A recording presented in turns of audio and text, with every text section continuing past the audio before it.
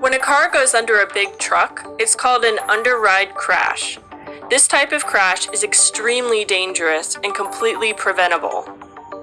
Installing better guards on trucks would save hundreds of lives every year. Tell your legislators to stop underrides today.